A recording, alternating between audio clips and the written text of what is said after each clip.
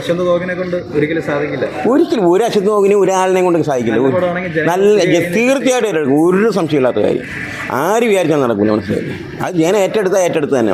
ഒരു കാര്യമുണ്ട്, ഇപ്പം ഞാൻ നെഗറ്റീവ് പറഞ്ഞാൽ എന്നെ ശ്രദ്ധിക്കും, ഞാൻ പോസിറ്റീവ് പറഞ്ഞാൽ എന്നെ ശ്രദ്ധിക്കില്ല. നെഗറ്റീവ് പറയുന്നത് ശ്രദ്ധിക്കുന്നത് മാത്രം കുറേ പേര്. അത് സോഷ്യൽ മീഡിയയുടെ ഏറ്റവും വലിയ ഒരു അധപ്പതനം തന്നെ പറയാം. നെഗറ്റീവ് മാത്രം ശ്രദ്ധിക്കുന്നത്, പോസിറ്റീവ് വൈബറിൽ നോക്കില്ല. നമ്മളെപ്പോഴും പോസിറ്റീവ് രീതിയിൽ അത് തീർച്ചയായിട്ടും നെഗറ്റീവ് മാത്രം പറയുന്ന ഒരാൾ നെഗറ്റീവായിട്ട് കാണും. അപ്പം അത് നെഗറ്റീവ് കാണുന്ന ജനങ്ങൾക്ക് ഇഷ്ടമാണ്.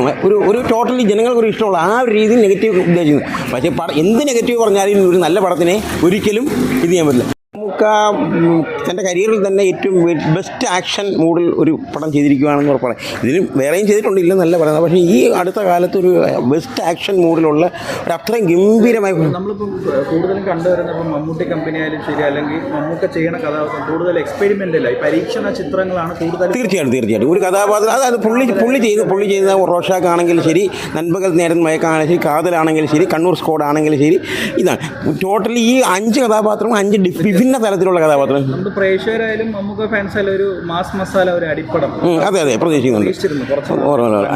അതിന് പറ്റിയ എല്ലാ ചേരുവകളും ചേർത്തിട്ടുണ്ട്, ഉറപ്പായിട്ടും ചേർത്തിട്ടുണ്ട്.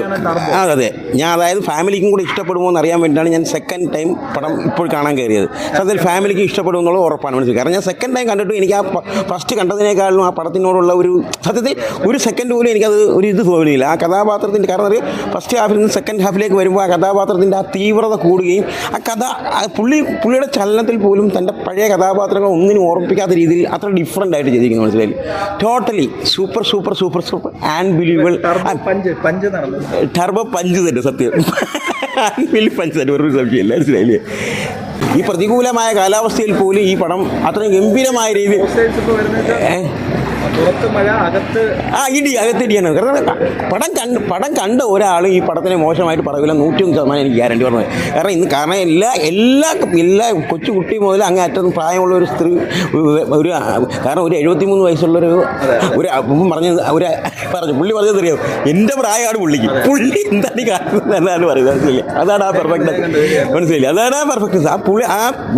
കാരണം ഞാൻ കാണാത്ത ഒരുപാട് പേര് ഇന്ന് സത്യത്തിൽ ഒരു പ്രായമുള്ള കുറേ പേര് ഇന്ന സിനിമ കണ്ടിട്ട് ഇന്ന് റിവ്യൂ പറയുന്ന കുറേ എണ്ണം കണ്ടു, മനസ്സിലായില്ല. അത് ഒരു ടോട്ടലി അത് പറയാൻ ഇതില്ല.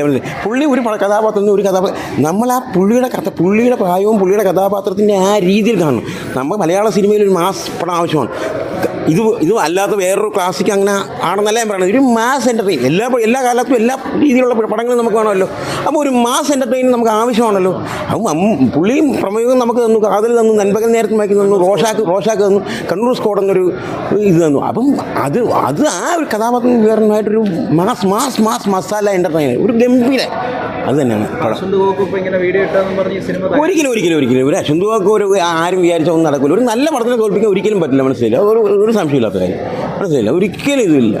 പ്രതികൂല കാലാവസ്ഥ വിജയി പോലും ഈ പടം ഗംഭീരമായി വിജയിക്കും, ഒരു സംശയമില്ല, മനസ്സിലായി.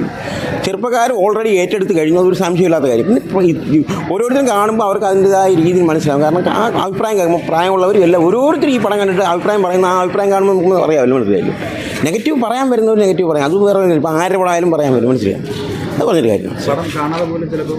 അങ്ങനെ പറയാം. കാണാതെ പോസിറ്റീവ് പറയുന്നവരുണ്ട്, കാണാതെ നെഗറ്റീവ് പറയുന്നവരുണ്ട്. അപ്പോൾ അത് നമുക്ക് പറഞ്ഞില്ല, എന്തെങ്കിലും പറഞ്ഞിട്ട് എന്തെങ്കിലും കാണിക്കും, അതല്ലല്ലോ കാര്യം. ഒരു പടത്തിൻ്റെ ഒരു കാര്യത്തിൻ്റെ യഥാർത്ഥ റിവ്യൂ അത് മനസ്സിലാക്കിയിട്ടല്ലേ പറയണം. ഞാൻ രാവിലെ റിവ്യൂ പറഞ്ഞില്ല, ഇപ്പോഴും പൈസ കഴിഞ്ഞിട്ടാണ് റിവ്യൂ പറഞ്ഞത്. ഞാൻ രാവിലെ റിവ്യൂ പറഞ്ഞില്ല. പിന്നെ ഒരു പടത്തിൻ്റെ ഫുൾ ഒരു കാര്യം മനസ്സിലാക്കിയതിന് ശേഷം മാത്രമേ റിവ്യൂ. ചുമ്മാ വെറുതെ ഒരു വാചകടിയോ ഒരു നാക്കുകൊണ്ട് ഇത് കാണിച്ചിട്ട് കാര്യമില്ല. അങ്ങനെ കാണിച്ചിട്ട് എന്ത് നെഗറ്റീവ് എന്തെങ്കിലും ഇങ്ങനെ കാണിച്ചിട്ടൊന്നും കാര്യമില്ല. എന്തെങ്കിലും ഒരു ഇതാകുമായിരുന്നു. അത് ഞാൻ എൻ്റെ പ്രമേയം കണ്ടിട്ട് ഞാൻ ഇറങ്ങി വന്നിട്ട് എൻ്റെ മനസ്സിൽ തോന്നിയ ആ വികാരമാണ് ഞാൻ പറഞ്ഞത്. അല്ല വേറെ ഞാനത് അവിടെ അഭ്യാസം കാണിക്കാൻ വേണ്ടി വന്നതല്ല. ഉണ്ട് തീർച്ചയായിട്ടും. ഇപ്പോൾ കണ്ടിട്ട് ആ രീതിയിൽ വരുന്നവരുണ്ട്. ഞാൻ ഇന്നിപ്പോൾ പല വീഡിയോകളും ഞാൻ അങ്ങനെ കണ്ടു, സത്യം കണ്ടു, മനസ്സിലായില്ലേ, സത്യമായിട്ട്.